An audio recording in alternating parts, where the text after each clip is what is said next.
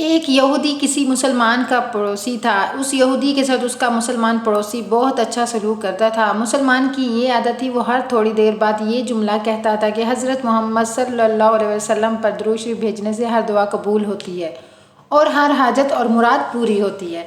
جو کوئی بھی اس مسلمان سے ملتا وہ مسلمانوں سے اپنا یہ جملہ سناتا، اور جو بھی اس کے ساتھ بیٹھتا اسے بھی ایک مجلس میں کئی بار یہ جملہ مکمل یقین سے سناتا تھا کہ حضرت محمد مصطفیٰ صلی اللہ علیہ وسلم پر درود بھیجنے سے ہر دعا قبول ہوتی ہے اور ہر حاجت اور مراد پوری ہوتی ہے۔ اس مسلمان کا یہ جملہ اس کے دل کا پکا یقین تھا۔ ایک بار یہودی نے ایک سازش تیار کی کہ اس مسلمان کو ذلیل رسوا کیا جائے اور درود شریف کی تاثیر پر اس کے یقین کو کمزور کیا جائے اور اس سے یہ جملہ کہنے کی عادت چھڑوائی جائے۔ اس یہودی نے ایک سنار سے سونے کی ایک انگوٹھی بنوائی اور اسے تاکید کی کہ ایسی انگوٹھی بنائے کہ اس جیسی انگوٹھی پہلے کسی نے نہ بنائی ہو۔ سنار نے انگوٹھی بنا دی۔ وہ یہودی انگوٹھی لے کر مسلمان کے پاس آیا۔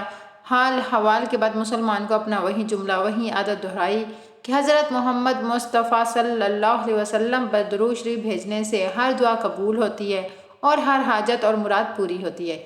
یہودی نے دل میں کہا کہ اب تو بس بہت ہو گیا، بہت جلد یہ جملہ تم بھول جاؤ گے۔ کچھ دیر بات چیت کرنے کے بعد یہودی نے کہا کہ میں سفر پر جا رہا ہوں، میری ایک قیمتی انگوٹھی ہے، وہ آپ کے پاس امانت رکھ کر جانا چاہتا ہوں، واپسی پر میں آپ سے لے لوں گا۔ تو مسلمان نے کہا کوئی مسئلہ نہیں، آپ بے فکر ہو کر انگوٹھی میرے پاس چھوڑ جائیں۔ یہودی نے وہ انگوٹھی مسلمان کے حوالے کی اور یہ بھی اندازہ لگا لیا کہ مسلمان نے وہ انگوٹھی کہاں رکھی ہے۔ رات کو یہودی چھپ کر اس مسلمان کے گھر کودا اور بالآخر انگوٹھی تلاش کر لی اور اپنے ساتھ انگوٹھی لے گیا۔ اگلے دن وہ سمندر پر گیا اور کشتی پر بیٹھ کر سمندر کی گہری جگہ پہنچا اور وہاں وہ انگوٹھی پھینک دی۔ وہ پھر اپنے سفر پر روانہ ہو گیا۔ اس کا خیال تھا کہ جب واپس آؤں گا اور اس مسلمان سے اپنی انگوٹھی مانگوں گا تو وہ انگوٹھی مجھے نہیں دے سکے گا، تب میں اس پر چوری اور خیانت کا الزام لگا کر خوب چیخوں گا، چلاؤں گا اور ہر جگہ اسے بدنام کروں گا۔ وہ مسلمان جب اپنی اتنی رسوائی دیکھے گا تو اسے خیال آئے گا کہ درود شریف سے کام نہیں بنا اور یوں وہ اپنا جملہ اور اپنی دعوت چھوڑ دے گا۔ مگر اس نادان کو کیا پتا تھا کہ درود شریف کتنی بڑی نعمت ہے۔ یہودی اگلے دن واپس آ گیا، سیدھا اس مسلمان کے پاس گیا اور جاتے ہی اپنی انگوٹھی طلب کی۔ مسلمان نے کہا آپ اطمینان سے بیٹھیں، آج درود شریف کی برکت سے میں صبح دعا کر کے شکار کے لیے نکلا تھا کہ مجھے ایک بڑی مچھلی ہاتھ لگ گئی ہے۔ آپ سفر سے آئے ہیں، وہ مچھلی کھا کے ہی جائیے گا۔